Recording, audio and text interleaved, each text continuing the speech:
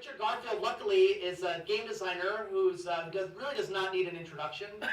He is one of the most important and influential, prolific, and talented game designers alive today. And I think that he has not just created beautiful works of culture through the games that he's made by himself and in collaboration with others, but also opened up whole new areas of industry, revenue model, gameplay aesthetics, player culture, and through works like Magic the Gathering and Netrunner, as well as board games like Robo Rally and Great Dalmoody, King of Tokyo, many games that we could list in terms of Richard's influence.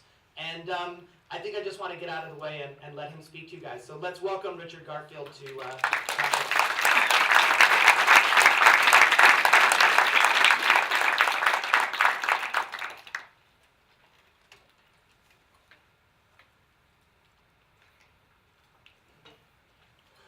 the awkward moment of AV silence. As you know. Oh, that thing progresses there. Oh, boy. There it is. Yes. Great. Hey, so. Hello? Hello. You don't need to be too close. It's fine. Okay, so this talk I put together this summer, and this is its first real run, and there's a lot of rough edges. It's the most ambitious topic I've put together for a talk. And a lot of people have asked me in the past about balancing games, and I don't know, I didn't know how to handle that question. It's almost like asking why a game is fun, because the term balance isn't even usually widely agreed on what that means. So, but the more I thought about it this summer, the more I thought, I'd really like to give it a shot. So there's a lot of rough edges here. It's a little longer than I have time for, and so I'm going to go kind of quick, because otherwise the Q&A session will just be a Q session. And so, Richard, if we need to run over, we'll cut the coffee break a little bit short, so it's fine. I don't want to. I'm the last person who wants to do but thank you. So the overview, I'm going to divide this into two parts. The first is going to be talking about what balance is, and the second is going to be a bunch of sort of a grab bag of different techniques that can be used for balance. So here we go. What is balance? Okay, so first of all, just to give a little bit of a framework, we just came out with this book, I've got two co-authors here, of characteristics of games, and in this book, I draw a lot of the ideas for this talk, and the book has a very broad view of games. So it talks about, it's the examples it draws from include the sports and game shows and computer games and board games and traditional games. One of the problems this leads to is that the games are really, really varied, and it's really hard to talk generally about them because there's so many different things. And so it leads you to, an analogy you might draw is that if you're a biologist and you're talking about life, there's a crazy amount of life, and it helps to take a subset of those and say, I'm going to talk about that. Now, what you talk about may apply to the other things, but you might have to use some imagination. So I'm going to tell you, I'm talking mainly about ortho games, okay? And ortho games is a subset of games which I've defined as being finite multiplayer games, that means 2 or more players, that result in all the players being ranked, okay? So the reason I introduce it that way is because when I start talking about games and running through this, you're going to hit some game and say, well, wait a minute, that doesn't apply to Farmville, okay? Farmville isn't an ortho game. Now, this in some sense is like the classic games like chess and bridge, and I mean there's a lot of games that are ortho games. Now it doesn't mean that when I'm talking about balance that it won't apply to other games, but we might have to think about it, and it might not apply. And I'm going to take some digressions to apply it to other sense. But if something doesn't jive with your sense of what a game is, this might be the reason. Maybe it's because I'm speeding by talking about ortho games rather than games in general. So there we go. That's the and so here's a whole bunch of games which aren't ortho games. Okay, so in Characteristics of games, we define balance as strategic collapse. And so what this means is that games can be approached with a set of strategies. And if there's a strategy which is regarded as not being viable that people think should be viable, then people will talk about this as being unbalanced. Okay? Now the worst case of this is where there's one strategy which is better than everything else. Okay, then it's like super unbalanced. I need to probably introduce some term for this special case of collapse.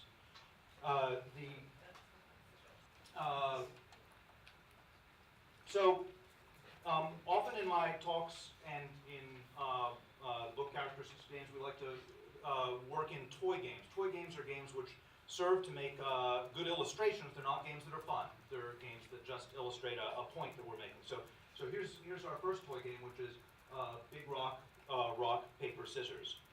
It's played like rock, paper, scissors, except you got Big Rock. Okay? Now, Big Rock beats scissors and loses to paper just like rock, but Big Rock beats rock. Okay, so this ends up being unbalanced in the first sense, where there's a strategy which people might think should be viable, rock, but it isn't, because why would you choose it over Big Rock? You'd never choose it.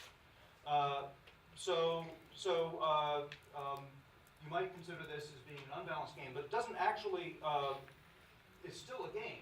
In fact, it's a lot like rock, paper, scissors. It's just that people, instead of choosing rock, choose Big Rock. Of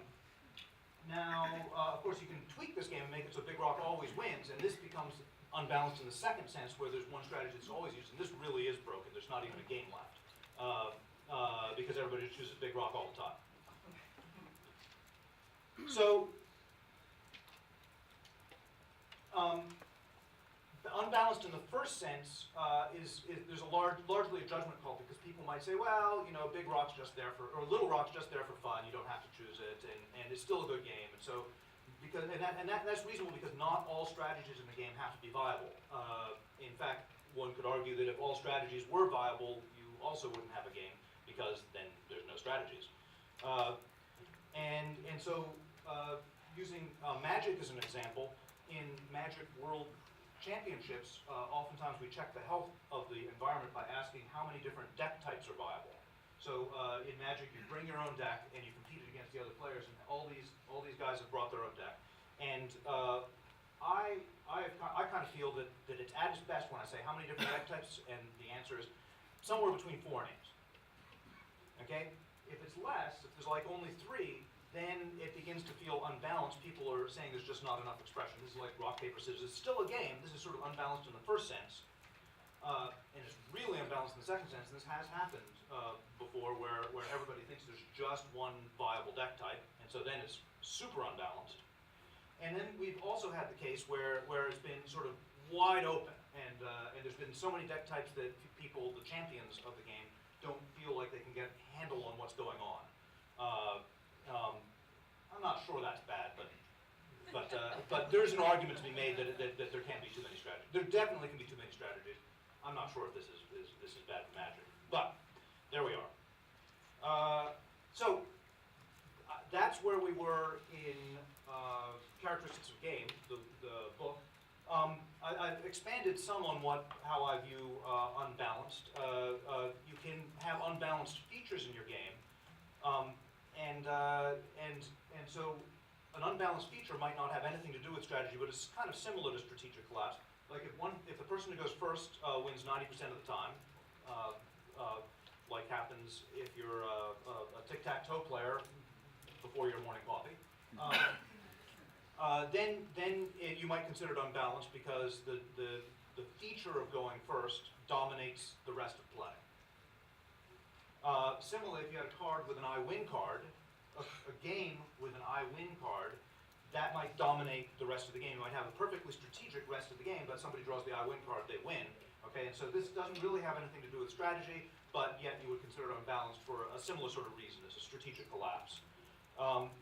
So going a little further, as you can see, see this is titled Beyond Ortho Games, so now I'm going to talk a little bit about going beyond ortho games. You've got something which might be called play style collapse.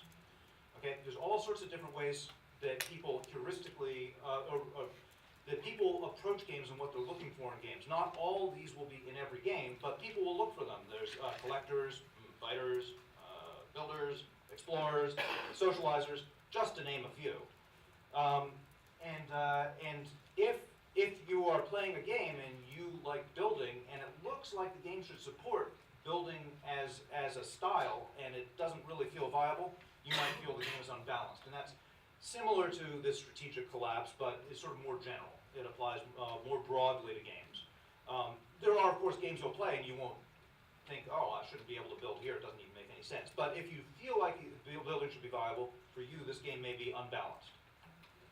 So, a personal example of this, there's an MMORPG that won't be named, and they actually had some innovations in the game, which they had separate experience tracks for 3 different things: Explorer, Fighter, and Trader.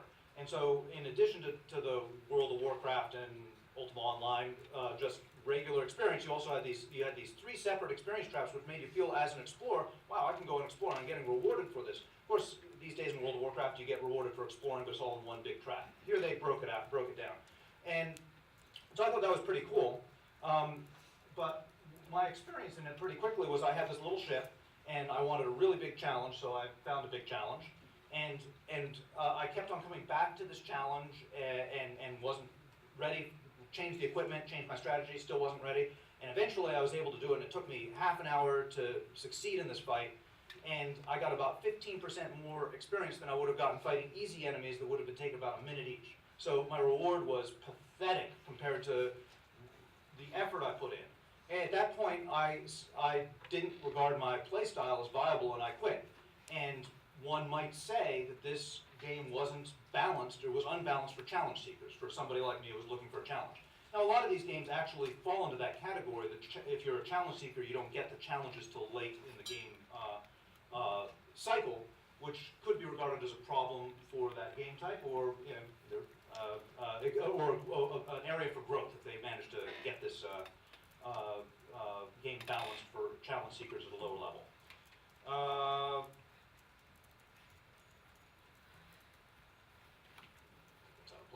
Okay, so balance is not an issue with all games.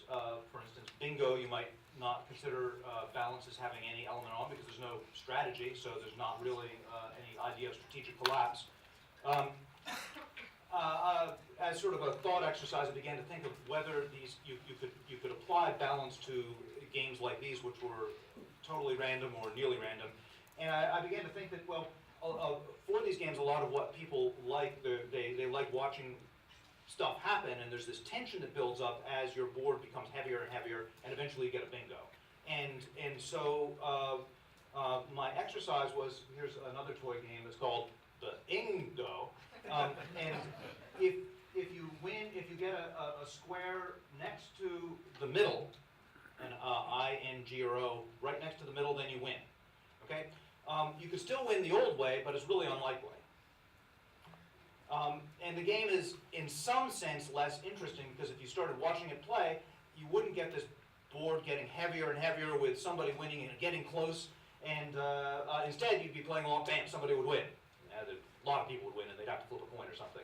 But one could, this feels to me like it's unbalanced, like that is balanced in such a way that it takes away what people are looking for in the game. Anyway, that's a thought exercise, kind of a digression there. Okay, so I want to talk about now 2 different types of balance, holistic balance and componential balance. When the game has a bunch of components that need to be balanced, I call that componential. So some examples of this are in hearts, balancing how many points you get. Should the queen be 13 points? That will be a balance question of the componential type. In Magic, should a lightning bolt cost just 1 red mana? In Diablo, should this piece of equipment give you 152 intelligence? Okay? If you're talking about balance of the game as a whole, then this could be called holistic balance. And so questions along these lines are in hearts, should you play to 100 points, or should you pass cards? In Magic, should you start with 20 life or 7 cards? And in Diablo, should you be able to sell equipment for real money? So these might be questions of holistic balance.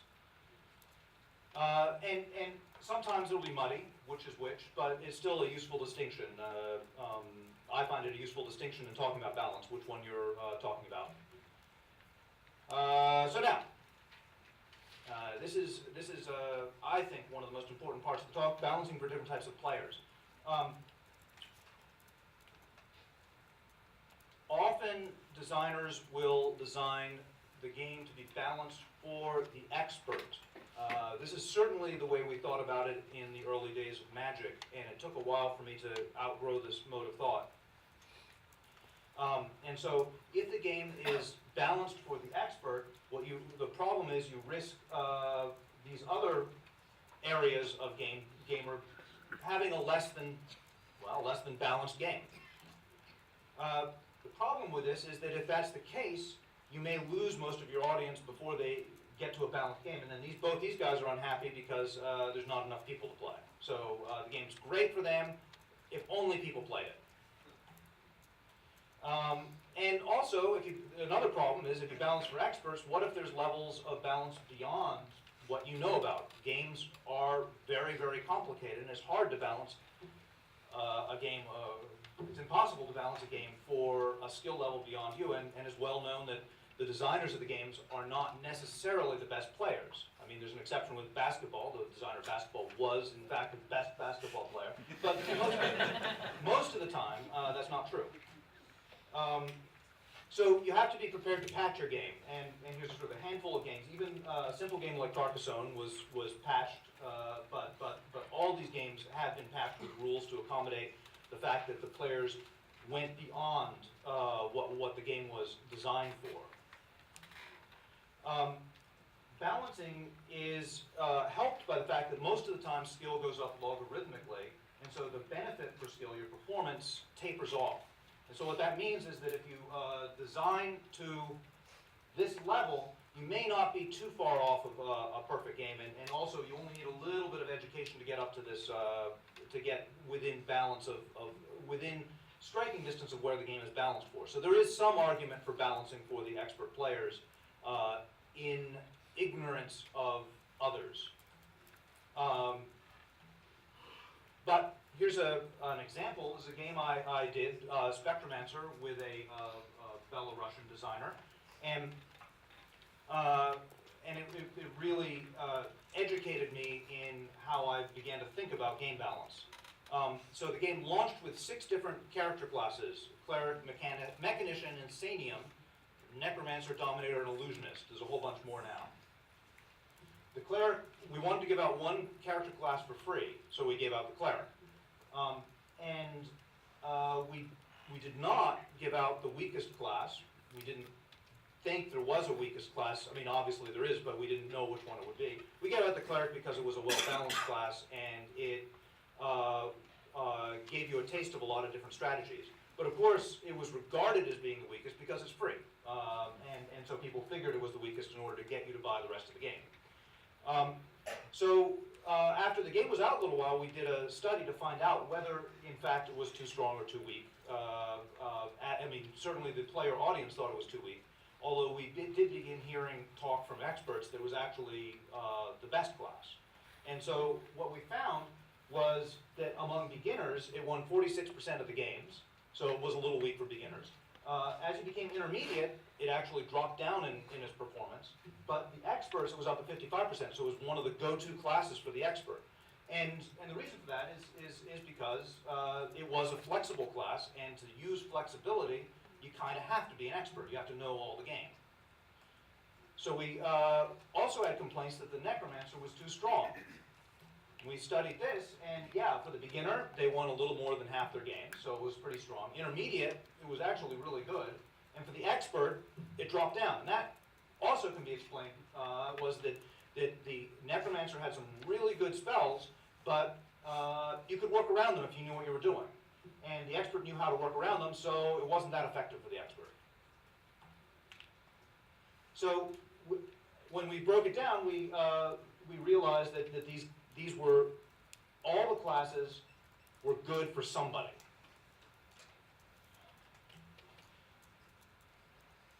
So,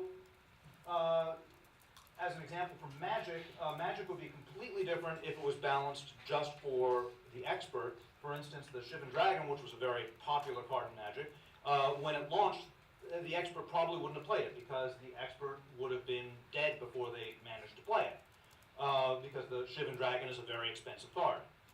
Now, the person who likes it isn't even necessarily wrong, because when they put a Shivan Dragon in their deck and play against their friends, it does fine, because they're not knocked out of the game before they play it. They get to play it. It's a great spell. So for the beginner, the Shivan Dragon is actually a good card, like they say. Now, if you drop in the expert card, it might not work as well for them. Now, if the beginner has to play the expert, well, then they might have to readjust and change the strategy and move more into the expert's world. But in practice, beginners play with beginners, and then as they get better, they might play with a more elite audience.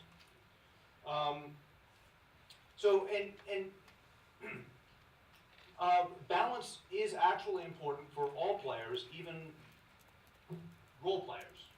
People who are in the game for other reasons, for storytelling or something other than mini-maxing.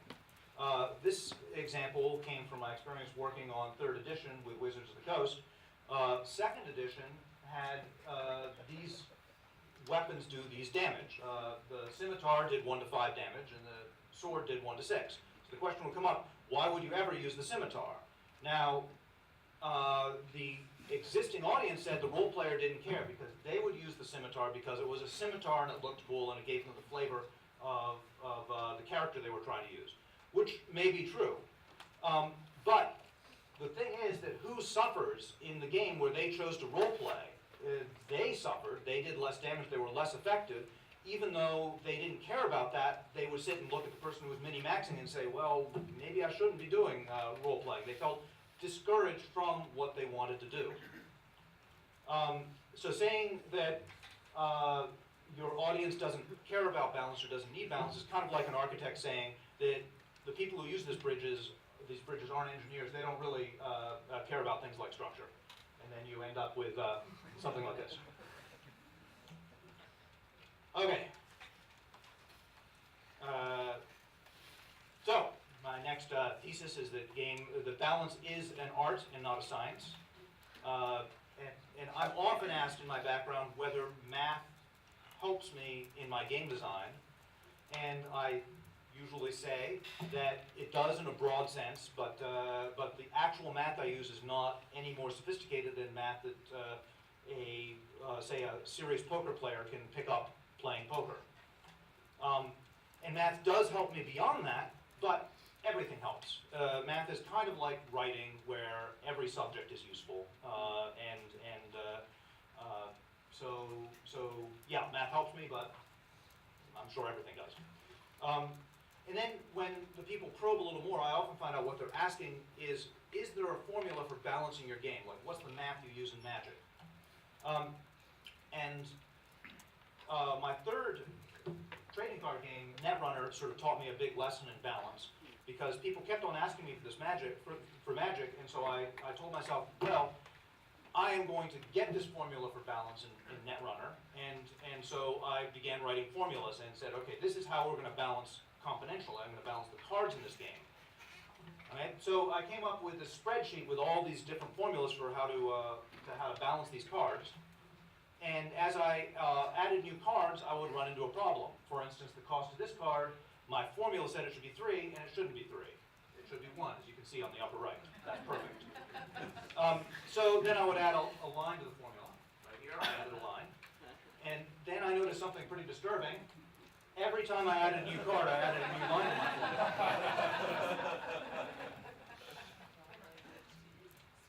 And I realized that my formula was never ever going to predict a card. It was only going to describe what I'd done so far. And I came to the conclusion there just was no formula.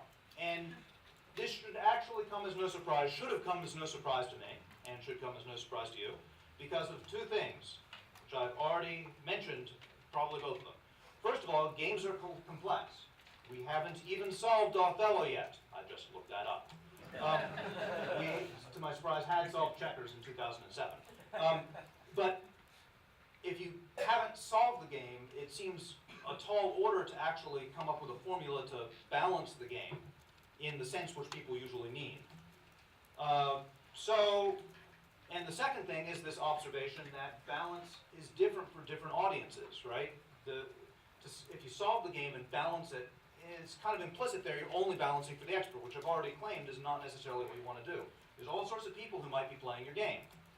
And so to find a correct balance for all these different audiences is a tall order, and your audience is changing all the time. Your beginners become intermediates, become experts, your younger players become older players, and your casual players become serious players, and your serious players become casual players. Works both ways there. It's a moving target. Because of all this, this is really a matter of psychology rather than math, and so the balance in this sense is you shouldn't expect there to be an exact formula for answering your questions.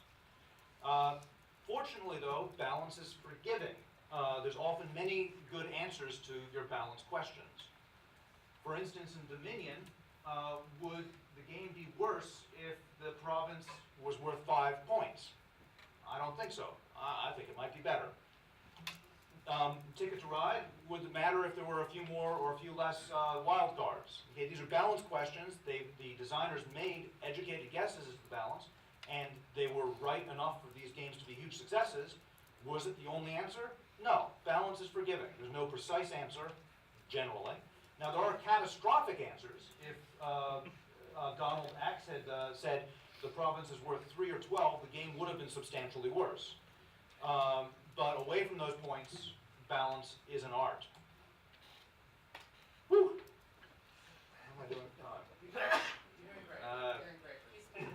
We started late, so really we're going to about half an hour. Okay. Sip of coffee, and we've got specific techniques. All right. Here's my list of specific techniques I came up with. There are, I'm sure, many more, and I'm not really sure about some of these. Some of the language in these I'll get into. I'm not sure if I'm in the right area yet. But we're going to begin off with the most important, the one that everybody's heard of, the one that everybody uses, iterative design. Really, for me, this is the most important design technique overall. I design, I iterate, I design, I iterate, I design, I iterate. I put it in the closet, forget about it for years, take it out, iterate. So this is a natural conclusion for my preceding discussion on balance, because I'm saying there's no formula for balance. So really, what that's saying is you've got to test it. You've got to see where it is, and then play with that. Okay. There's no substitute for trying. I have tried many times to design games as a document, because that's what you do often in computer games. You write a document, then you say, we should make this game. But it is really hard to internalize what the game is going to be like unless it's really closely modeled on another game you really understand. Like you could model this first-person shooter with critical hits. I can kind of guess what that's going to be like, maybe. But if it's really different, it's going to be really hard. Even simple games like tic-tac-toe, if you'd never played tic-tac-toe and somebody described it, I think it would be kind of hard to internalize what that was going to be like. Magic was play tested for 2 years, which is kind of a long time. Quality products and companies associated with quality products often iterate quite a lot.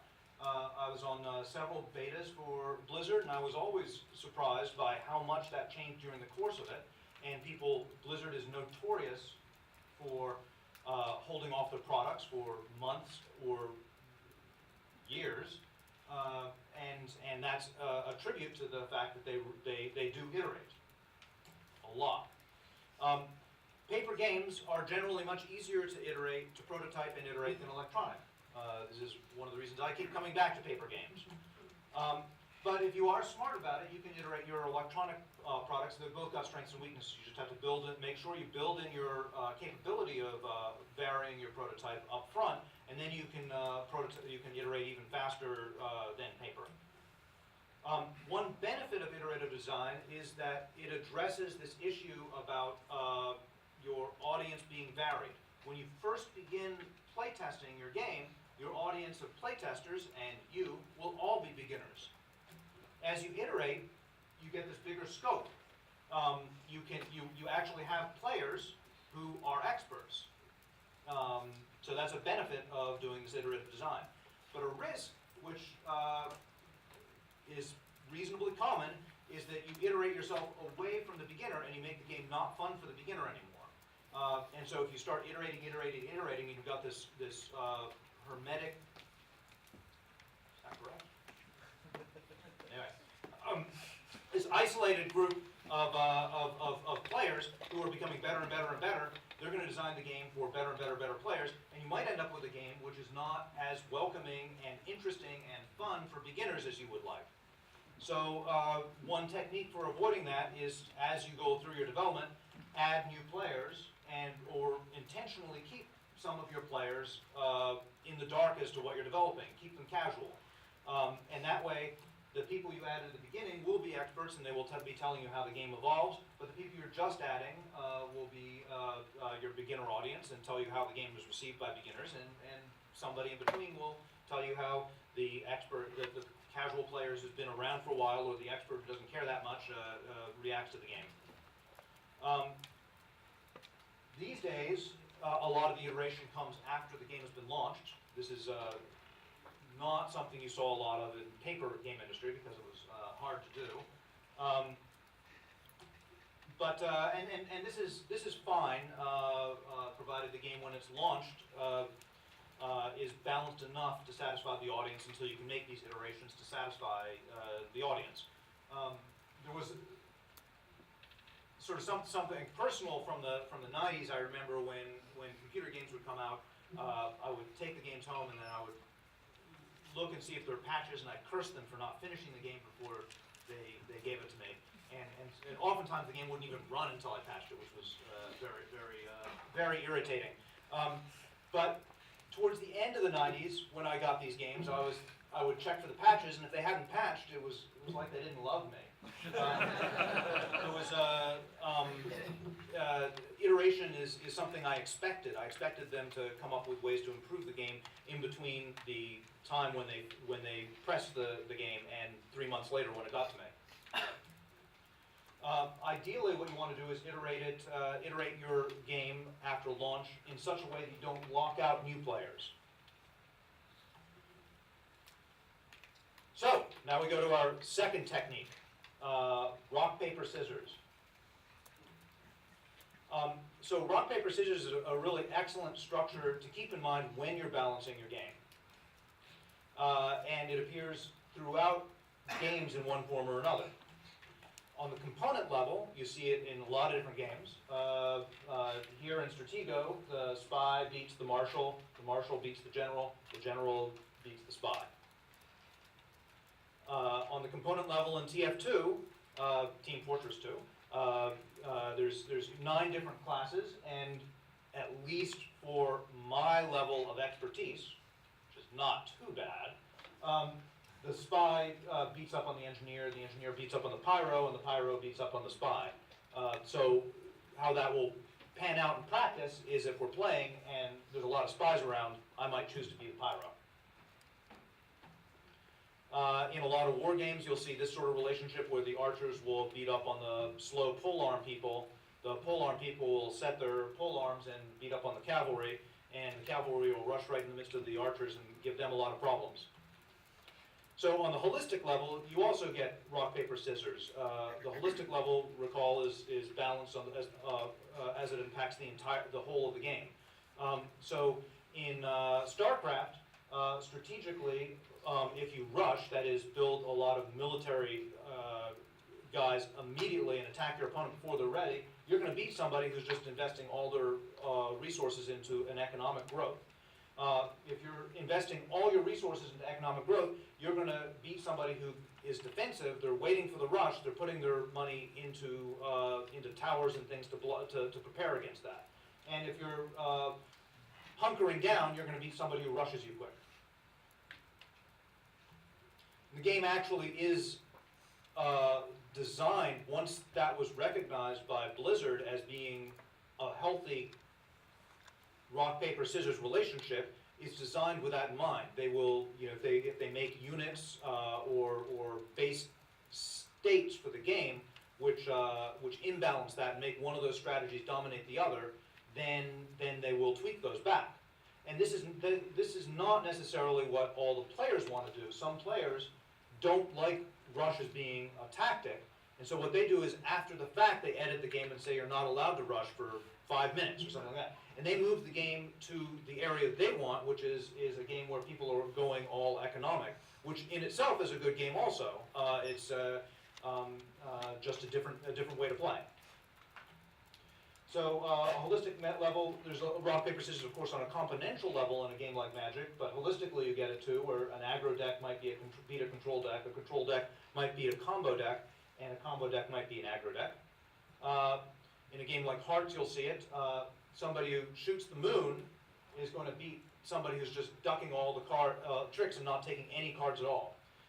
The person who's ducking is going to beat somebody who steps up and stops the moonshot, but the sheriff, the person who's stopping the moonshot, is going to knock the moonshooter down a peg. So this relationship, if one of these strategies becomes dominant, if your whole group is ducking, then it might be time for you to step up and use your, then they're all playing scissors, and it's time for you to step up and play a little rock. But if everybody's being very cautious and stopping moonshots, then maybe it's time to go back to scissors or whatever I used before. Okay, so rock, paper, scissors, sometimes when you talk about it in a game, people get a little disparaging about it because rock, paper, scissors in itself can be regarded as a trivial game.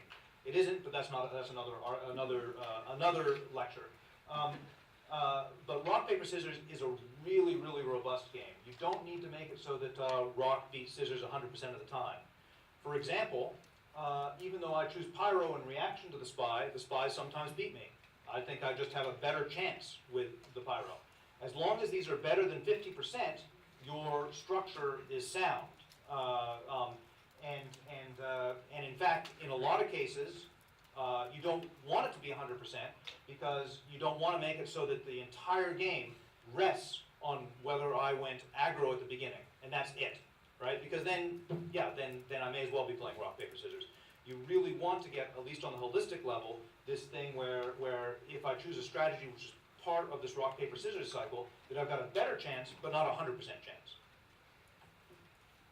And also note that rock, paper, scissors is shorthand for any relationship which works in a cycle. Fire, earth, air, and water sometimes appears in games in this arrangement. And in fact, games can be loaded with all sorts of wacky, crazy relationships of strategies and components dominating one another. You can even see this can have an embedded rock, paper, scissors in it, where up in this corner you've got a little rock, paper, scissors going on in the game as a whole. The only trick is to make sure in your balance that no strategy or component that you want to see played has all the arrows going in. That is, it's pebble and big rock. That's a bad thing, but it's only bad if that's something which you or your players think should be viable. Again, that's not necessarily everything. And of course, it's really bad if it works the other way, the complete domination balance, where you've got big rock there and it beats everybody. Okay, so my next tool from the bag of tricks is component costs. This is the section I'm a little rough on what I'm trying to do here, but we'll grind through, and I think there's something here. So oftentimes in balancing components, it's very useful to get a cost. And so what I'm defining as a cost, and this is the part I'm a little unsure about, is, well, we'll get to that in a minute. Okay, so costs can be a single resource. So here there's a whole bunch of single resource games. It can be multiple resources. In StarCraft you've got gas and crystals, and in Magic you've got 5 different colors of mana. And in Settles of Catan you've got a whole bunch of resources. Costs can be played during the course of the game, which means all players begin with start without purchases. And so at the beginning of StarCraft you begin with nothing or some base level of stuff, and you purchase stuff as you go along. In Magic, you begin with nothing in play and you build up. But you can also purchase, oftentimes there's balance where you pay for components in between. So Magic, you don't begin with the same cards, you somehow acquire them in some metagame of Magic. In Warhammer, you build your armies out of points, like you'll build a 200-point army. In Team Fortress, you accumulate different equipment. And so sometimes, as with Magic, you have an in-cost purchase, in-session cost and a between-session cost. In Magic, that could be, in the session is paying for it in mana. In between sessions, you're paying for it in lucre. Sometimes this cost will be gray. For example, in Ticket to Ride, when you pick up a wild card, you use 2 actions. So in some sense, a wild card costs 2. Is this the cost? If so, it's a really crude cost, but it serves to illustrate that sometimes it's a little hard to say what a cost is. Costs can be subtle. So in Magic, this idea of accumulating mana and spending it is not a straightforward cost. It's not paying gold for something, because what you can buy goes up every turn in this sort of unpredictable way, and then once you get up to that level, you can buy a lot. You don't spend it in the same sense you do gold.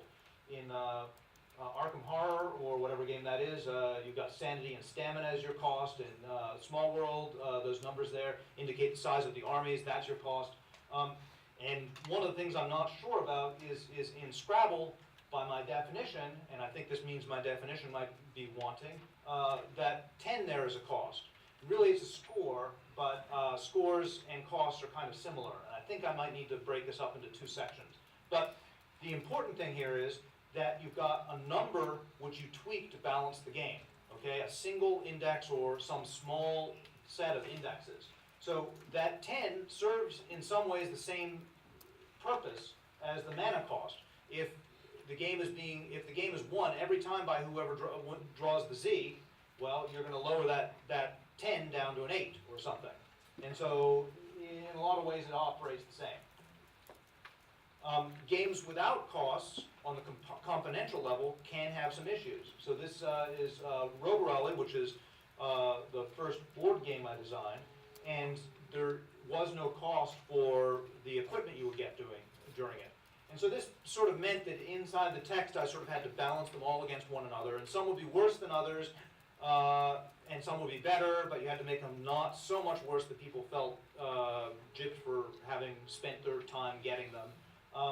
And Rogue Rally works well. I think people like the equipment in it, but this was a challenge I don't think I recognized at the time, but if I did it again today, I might add a cost. And I don't know exactly how it implemented, but it's something I would think about, certainly. Cost is not the only way to balance things. I balanced things in Rogue Rally. In Magic, you could tweak all these things. You could tweak these attack numbers, defense numbers, the special characteristics, the little numbers inside. There's lots of things you can tweak. The important thing with cost and score is that you've got one number which your developers recognize as being the principal knob. And as you become better, at understanding your system, which is generally quite complicated, you'll become experts at tweaking that knob, and you can extend your, like in Magic, once we got good at tweaking the mana cost knob, then we began tweaking other things to adjust costs. And so I'm always cautious about games where there is no cost. We're, again, trying to do this in SoulForge, and it's something I'm sort of on alert for. This is an iOS game that I'm working on, and so anyway, there you go, costs. So my next tool, benchmarks and non-domination. the least sexy name I could come up with. So this is a technique I use a lot, and I think it's a good place to start. What you do, the basic idea here is that as you're balancing your components, you set some benchmarks, some vanilla costs, and then as you add things, you just make sure that nothing dominates anything else. So in Magic, these were 3 cards that I began with. They're vanilla cards. If you're not familiar with Magic, the text there makes it look complicated, but the text there is just all flavor. The only important thing here is the casting cost, the color, and the numbers in the lower right, which you can't read, but it doesn't matter. That's a 1, that's a 2, that's a 3. And these vanilla costs aren't set in stone. Again, balance is flexible. You've got a lot of different choices for these. The important thing is to commit. When I first prototyped Magic, these guys were 1 cheaper because there's nothing more natural than having your 1 cost guy cost 1, your 2 cost guy cost 2, your 3 cost guy cost 3. But after playtesting it, decided that the ratio of effectiveness just went up too fast from first jump to the second, and so I added 1 to the next cost, and that's where I set my vanilla creatures. Okay, after that, I grew my system by as I added cards. For instance, how much would I cost a 1 power flyer? Well, I put it at 2 because if I put it at 1, then it would dominate the 1 cost guy. If I wanted to make him extra tough, I'd also put that at 2. I didn't want him to dominate the 1 cost guy. And flying and extra tough presumably are things which you can't compare to one another, and so then again we've got a system where none of these things dominate one another. Dominate meaning it's strictly better. Everyone recognizes it as better. And then if I have something which is flying and extra tough, well, I'm going to bump the price up to 3 now, because if it was flying and extra tough and priced at 2, then you'd have domination. So in this way, I would build this network, and every time we add a new card, the main concern is it doesn't dominate anything else. Okay? With domination, everybody will go the same direction, which makes your game have a little less dimension. Once things don't dominate, then you'll have this variation in choice. And again, you've got the expert here might choose something different, and again, it doesn't mean they're wrong. This is a gray area for the beginners play audience. Shivan Dragon might be the right choice. Okay, so for hosers, now hosers again it's in a lot of ways this is the same as rock paper scissors, but I think about it differently, and sometimes when you pull something out of your tool bag, it's how you think about it that makes it important. You can use a chisel as a screwdriver, I suppose. So with a hoser, what you do is you're taking a strategy or a component which is too strong, and you add another component or strategy which hoses it, which makes it a little less effective. In Magic, this was used a lot. So, for example, this card in particular, this card is the Hurricane. It does damage to all players and flyers. So it hoses flyers. It hoses players, but a lot of cards hose players. So this one, if I'm running into problems with my opponents playing a lot of flyers, I look through my components and I find an answer. Here's a hoser for flyers. I'm going to play a Hurricane. Now, if they rely too much on flyers, I will beat them. This one hosed Black Magic. If my opponents relied too much on Black Magic, Karma would hose them. This one, you can't read it, but it hosed people who use too much of the same art. It does damage to, it gives you protection against a particular artist. And this one, you put in your deck to host players who don't have thousands of dollars to buy cards. This is not just a method of balancing components, which were the previous examples. It's also you can use it as to balance strategies or components. So in StarCraft, if invisibility is too much of a problem, you've got this observer which breaks invisibility, and you can lower the cost of that to hose it even further, or increase the effectiveness of it. You've got this tool to control that. And in Settlers of Catan, the robber might be viewed as hosing people who hoard resources, because if you get more than 7 cards in your hand and the robber attacks, and somebody rolls a 7, you lose half your cards. So that encourages you to spend your cards. So the reason why I said this is might be viewed as similar to rock, paper, scissors is because oftentimes what you're doing is setting up a rock, paper, scissors relationship. For example, if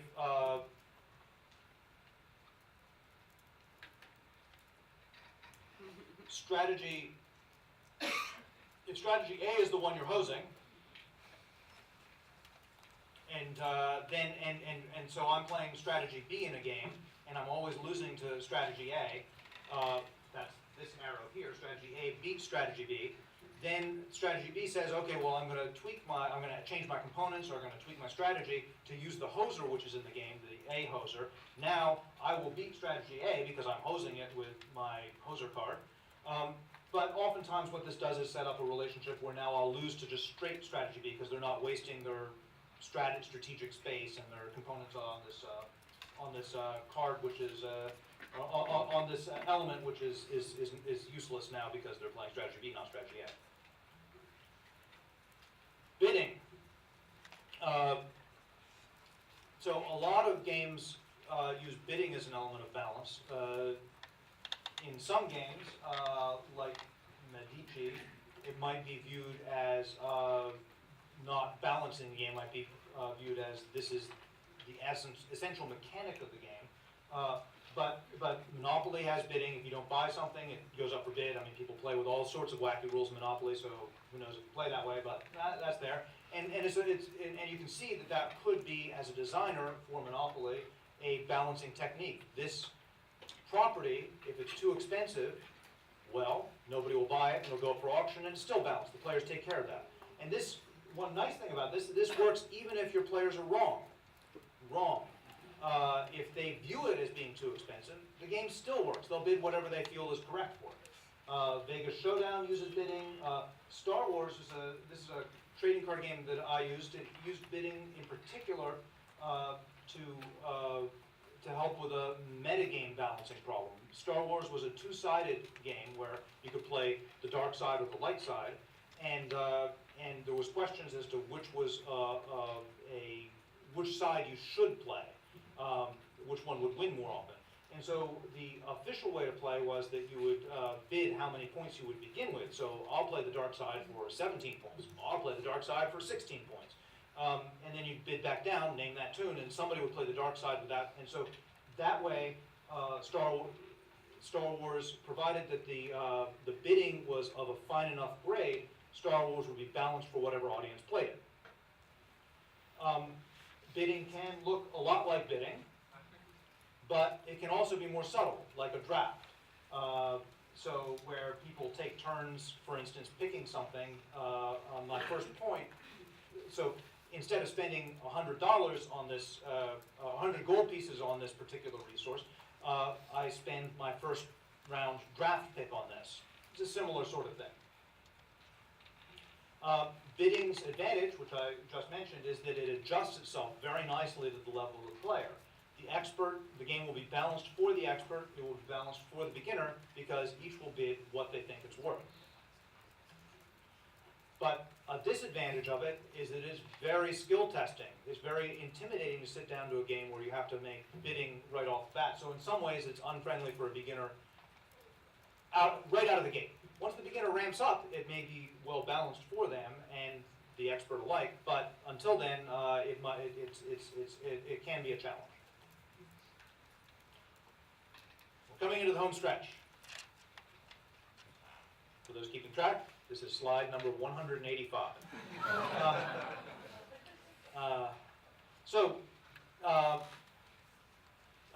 Variance is one other way of controlling balance. The way this might work is that a strategy or a component that is not viable most of the time, if you've got variance in your game, may randomly become viable. So this is often present in card games. So for example, in shooting the moon, if everybody got average hands all the time, maybe you would never shoot the moon. Okay, but you do get worse hands and better hands, and the more the more variance in the game, the more likely you are to get into this situation. Well, actually, maybe I ought to imply this. Maybe I should use this strategy, which isn't very often useful, in a game with less variance.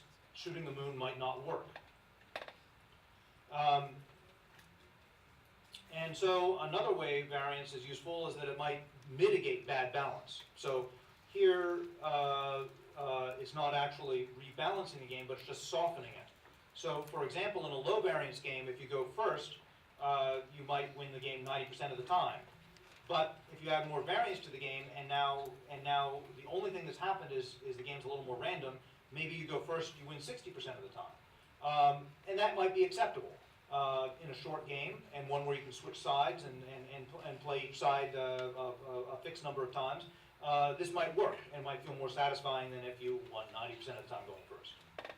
So anybody who's heard me talk before or talk privately in game design might be forgiven for thinking that I think that luck is a panacea for games, but I don't.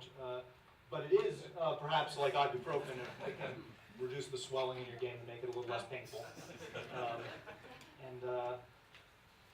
This is my to-do list, so we're done.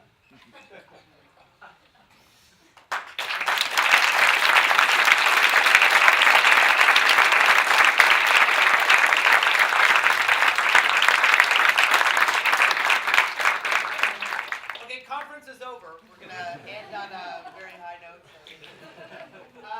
Let's take a smaller amount of time than we would normally take for question and answers. But Richard, that was an amazing opening for the conference. Any comments, questions? Or yeah, done. Can you talk a little bit about deliberate unbalance? So just like to use an example from one of your games, my favorite Magic card ever is that stupid card in Legends that blocks Planeswalkers that everyone always complains about. But to me it's like really hilarious. It's precisely because you would never want to use that card, that like putting that card in your deck is like the ultimate kind of taunt. So like whenever I go a white deck, I would always play that card. So I love these games that deliberately have these really stupid strategies. Is that something that you consciously think about, or like what speak to that? Yeah, there's actually an ongoing discussion in Wizards is balancing. Should you have intentionally bad cards? Now note, in a trading card game, balance is different than in a fixed game, right? Like in bridge, a deuce is pretty bad, but nobody considers it unbalanced bad because everybody has sort of the same mix. The problem in a game like Magic is that if a card is bad, nobody will play it. Why are you printing it? Nobody questions why you print a deuce in a regular deck of cards. So the argument in Wizards from the people who want to include bad cards is that if there's a bad card, there is nobody who is deprived from the pleasure of deciding a card is too bad for them to play. And I kind of subscribe to that. I don't think we should waste a lot of time printing bad cards. And I hadn't really considered the aspect of using it as a taunt against my opponent. Although I do like having them there as sort of a challenge for where maybe it's not quite as bad as it seems. Maybe there's some wacky deck it works in. So. But Richard, just to push on Doug's question a little bit more, I mean, what about unbalancedness as an aesthetic for a game? Well, we all sort of presume that games should be these perfectly balanced systems where there's equal strategies. Is that a viable aesthetic decision to want to make a game that is intentionally unbalanced? Well, a little bit of what Doug's asking too. Well, I cover two types of unbalance here, and you're going to end up in a different area.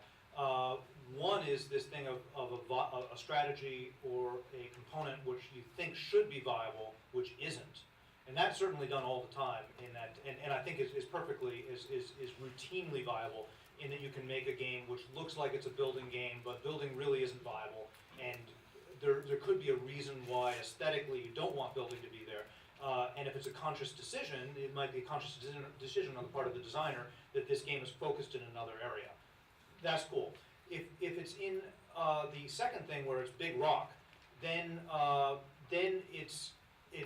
would think it's viable in the sense it's a disposable game and it might make a statement, like the journey to discovering Big Rock might be fun. When you're there and your players understand Big Rock is the only way to go about it, probably they'll lose interest in the game, but not every game. One of the best things about games is they can be evergreens. You can play chess or bridge forever, right? You never get tired of them. You can play them your entire life. Not all games have to be there. You can have disposable games, and they're quite common in the computer industry, for example. And so a game which is intentionally unbalanced in the second sense could be there. It could be fun to explore that, get to that position. Yeah. At the end of the talk, you talked about luck being like a good way to kind of hide some of your problems or kind of gloss over them. Does that mean when you're designing a game at the beginning, you should try to eliminate as much luck as you can so that you can see the problems earlier, or can you talk about that? Well, I could imagine that. That could be a technique. In practice, that may not be easy to do, just because. I mean, in the course of the talk, I actually tried to construct a toy game to illustrate this at the end, and I tried to. I'm sure that you could make a toy game where it works a particular way, and you add some luck, and it works another way. But in practice, it's often hard just to dial up the luck. Although in some games you could. Depend if. Give you an example. So in Magic, let's say you're trying to build Magic. If you gave everybody like a known starting deck to see how the game works first, would that be helpful, or is it better just to go for it, shuffle? Yeah, another place you might be able to do that is like I could imagine that being a useful technique. I haven't really thought about it, but as you mentioned that, I think, well, if you had a tactical turn-based tactical game, and you said, okay, well, let's make this just completely deterministic. This guy does 5 points of damage. This guy does 2 points of damage. This guy blocks. Then you might understand the system in a way which you wouldn't if you had a percent chance to win or to win the combat, or you roll the die to see if you hit. And then you could add that later, but have it still be probabilistically the same thing. Yeah, that might be useful.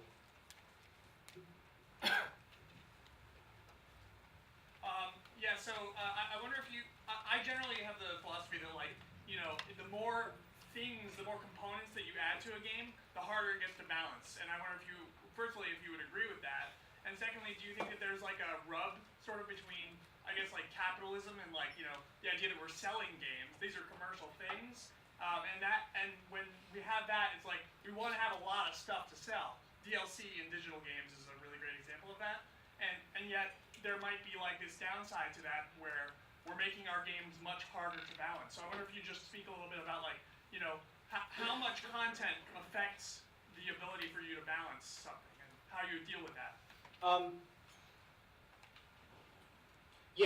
Well, games with a lot of components can be really, really hard to balance.